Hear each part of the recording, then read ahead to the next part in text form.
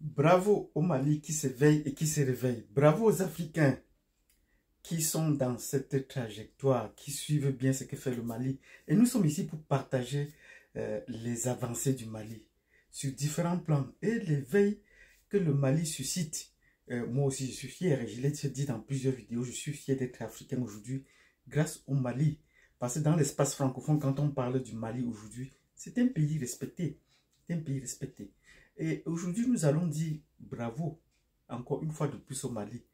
Si vous voulez savoir pourquoi nous disons un bravo spécifique au Mali, mettez-nous déjà des pouces, parce qu'il y a plus de vues que de pouces. Nous aimerons avoir le même nombre de vues que le même nombre de pouces. Donc, mettez-nous déjà beaucoup de nombreux pouces et abonnez-vous pour ceux qui ne sont pas encore. Cliquez sur la cloche de notification pour ne pas perdre les prochaines vidéos, pour voir les précédentes vidéos. Et en plus de cela, il faut partager ce genre de vidéos pour que cela atteigne le maximum de personnes.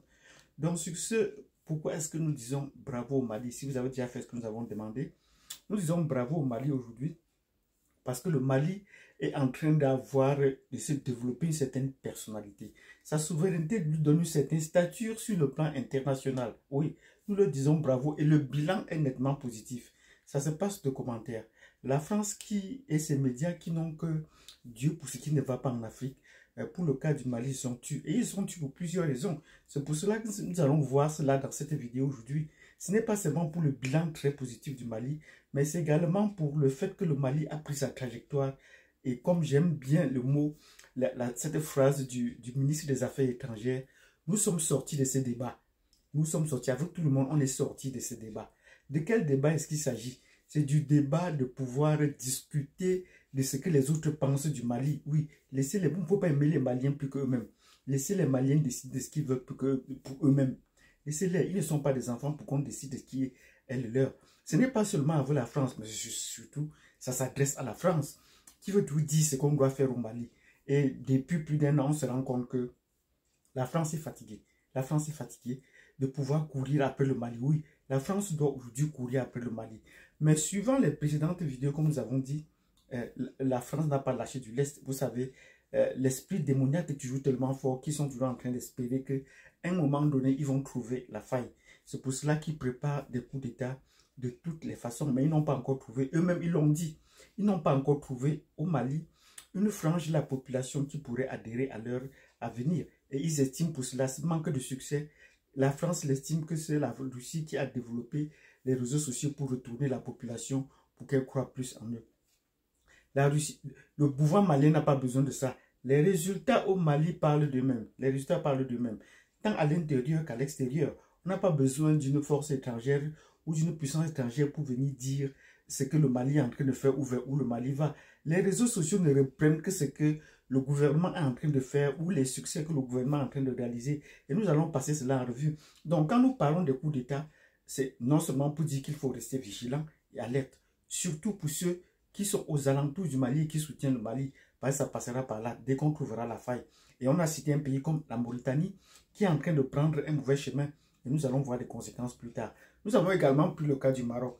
Les investissements du Maroc au Mali, il faudrait les surveiller bientôt de très près. Ou tous ceux qui investissent dans ces sociétés, il faudrait les surveiller de près. Ce n'est pas seulement au Mali, mais c'est également dans les pays subsahariens en général. Il faudra surveiller le comportement des Marocains sur le plan économique et financier, vu les investissements, les restrictions qu'ils peuvent apporter au développement des pays africains et les freins qu'ils peuvent mettre.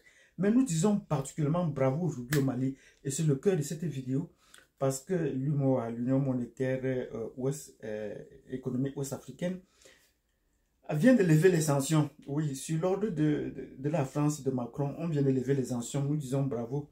Mais ça, ce sont les informations qu'on apprend de l'extérieur. Mais au cours du Mali même, en d'autres temps, ça aurait mérité des félicitations.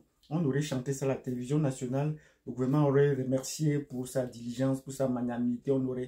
Mais jusqu'à présent, le gouvernement n'a même pas fait cas. Parce que comme il disait tantôt, le ministre des Affaires étrangères, on n'est pas dans ce débat-là. Ils ont tracé leur chemin et ils suivent leur chemin. Avec la France, ils avancent. Ils n'avancent pas, du moins. Avec la France, ils n'avancent pas. Et ça, la France, ils avancent mieux. Voilà. Donc, c'est dans cette disposition maintenant que les Maliens sont, et nous leur disons bravo. Les bilans économiques avec Assimi Goïta est nettement positif. C'est vrai qu'on entre dans la trajectoire des grands hommes politiques qu'on a eu au Mali dans le temps, les Modibo Keïta. Et surtout le plus récent, Amadou Toumani Touré, qui, de son temps déjà, après un deuxième mandat, avait fait du Mali le premier pays producteur agricole de l'Afrique de l'Ouest. Oui, et nous le disons bravo. Et il ne s'intéressait pas à toutes les gingements politiques qui se passent à côté. Et c'est pour ça qu'Assimi Goïta a la statue qu'il faut. Éviter ce genre de débat. Parler, discuter, faire ceci, faire cela, raconter des choses, ça ne fait pas grandir un pays. Le Nigeria ne s'intéresse pas à tout cela, même s'ils ont une faiblesse sur le plan géopolitique, parce qu'ils ont encore allé à l'autre extrême sur le plan géopolitique. Mais actuellement, il faudrait qu'on comprenne que le Mali a fait des avancées notables sur le plan économique. Regardez le nombre de routes qu'ils ont, les chemins de fer, les communications avec la Guinée, avec la Mauritanie même en question. Regardez un peu à l'intérieur tout ce qu'ils ont développé, toutes les écoles, toutes les institutions qu'ils ont mis en place pour rendre fière la population. Dans un pays comme le Sénégal, pour prendre ce cas, dès qu'il y a une infrastructure, ça passe dans toutes les chaînes et on essaie d'animer la population. On essaie d'agiter la population parce que c'est dans cette dynamique que le Sénégal se trouve. La France agite la dynamique pour empêcher aux Sénégalais de se mettre au travail et de travailler. Mais nous venions dans une prochaine vidéo pour dire, entre Sonko et Macky Sall, c'est bonnet blanc, blanc, bonnet. Nous allons expliquer cela. Et nous avons déjà prévu les signes qui nous disaient cela dans les précédentes vidéos. Et je vous rappelle juste un signe que j'avais évoqué. C'est le fait que Sonko avait déjà participé au sommet du franc CFA au Togo. Et là, c'était pour nous un très mauvais signe. Nous allons revenir dans une vidéo là-dessus. Mais nous disons, le Mali aujourd'hui par rapport au Sénégal sur le plan économique et financier est en train de tellement avancer. Nous leur disons bravo. Qu'ils lèvent les sanctions monétaires ou pas, ça importe peu au Mali et nous leur disons bravo. Mais le plus important, notre analyse aujourd'hui, c'est que désormais quand on prend des sanctions, ça renforce le pays. Il faudrait que le Mali porte plainte à l'UMOA pour avoir confisqué ses avoirs. Oui, il faut qu'il porte plainte pour avoir confisqué ses avoirs. Et lorsqu'il vous confisquez ses avoirs, il faut qu'on calcule également le taux d'intérêt. C'est la dynamique économique que, en tant qu'un citoyen lambda, je connais. Vous gardez l'argent de quelqu'un pendant un bon bout de temps, il faudrait bien qu'on calcule les taux d'intérêt qu'on vous fasse payer. Oui, donc c'était des sanctions illégales, mais déjà sur le plan financier, pécunier, sur le plan financier, il faudrait bien que on fasse une autre plainte pour qu'on paye, pour que l'UMA paye le taux d'intérêt, pour qu'ils payent les sanctions. Parce que pour quelle raison est-ce qu'ils peuvent lever des sanctions maintenant? S'ils reconnaissent leur faiblesse, il faudrait que l'Afrique doit désormais être proactive. Le Mali doit être proactif, comme ils l'ont fait dans d'autres domaines. Après avoir chassé Barkhane, après avoir chassé la MINUSMA, après, même s'ils veulent créer leur monnaie, il faudrait bien qu'ils commencent à demander des réparations pour tous les actes qu'on a posés. Les Africains ne doivent plus rester seulement tranquilles. Vous voyez dans les pays anglophones, le Nigeria fait vraiment ce qu'on attend. Wole Senga disait, le tigre ne programme pas sa tigritude, il tire sa proie et la mange. Le Nigeria ne discute pas. Dès qu'on dit qu'il y a une variante du virus qui est en train de venir là, de l'Afrique, et qu'on a trouvé sur les premiers Nigérians qui avaient cette variante-là, le gouvernement anglais décide qu'il n'y a plus de vol entre le Nigeria et Londres. Le même jour, le Nigeria décide à son tour qu'il n'y a plus de vol entre Londres et le Nigeria. C'est clair. Et 24 heures après, c'est pic-pac. On lève les sanctions de part et d'autre. Et chacun lève les sanctions et c'est parti. Et c'est pour ça qu'on n'a plus compris parler des variantes de notre virus. On n'a plus compris parler de cela. Donc le Nigeria ne va pas plus loin. Mais cette fois-ci, le Ghana a pris aussi une avance de ce côté-là en disant faites attention aux États-Unis. Si vous prenez les sanctions entre une personne, une députée, comme vous avez fait en Ouganda sur le président de l'Assemblée nationale, nous allons réagir sur vos intérêts ici. Et depuis, les États-Unis n'ont plus rien fait jusqu'à présent. On attend pour voir leur comportement. Donc, désormais, il faudrait que les pays africains, ça c'est notre analyse, soient proactifs, qu'ils prennent les devants. Si vous avez pris des sanctions contre nous et que vous avez tort, il faudrait que vous procédez à la réparation. Il faut qu'on commence par ces petites réparations, arriver à des plus grandes réparations historiques dans le temps, la colonisation de l'esclavage. Commençons déjà pour les actions qu'on pose de pouvoir demander les réparations. C'est désormais notre perspective, notre analyse sur le fait de l'actualité, sur la géopolitique. Parce que des gens prennent des sanctions sachant que c'est nuisible et que ça va nuire à la population, mais persistent et prennent quand même ces sanctions.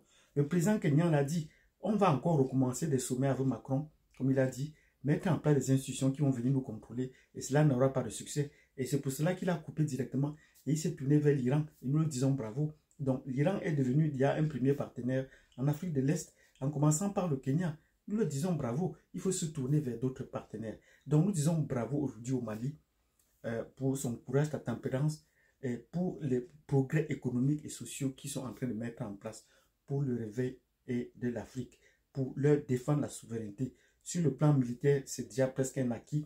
Il faudrait également qu'on arrive sur le plan économique et financier avec leur propre monnaie et qu'on arrive également sur le plan culturel pour essayer de démanteler tous ceux qui, à l'intérieur du Mali et de l'Afrique, ne veulent pas qu'on reproduise les mêmes schémas à l'extérieur. Si vous ne voulez pas les centres culturels africains en France, il faudrait également que les Français enlèvent le centre culturel en Afrique, dans les pays africains. Et le Mali devait arriver à là. Un centre culturel français au Mali, on devait également avoir une réplique en France. Chaque pays devait avoir une réplique en France. Donc, si vous avez suivi cette vidéo, mettez-nous des pouces et que vous appréciez, mettez-nous des pouces.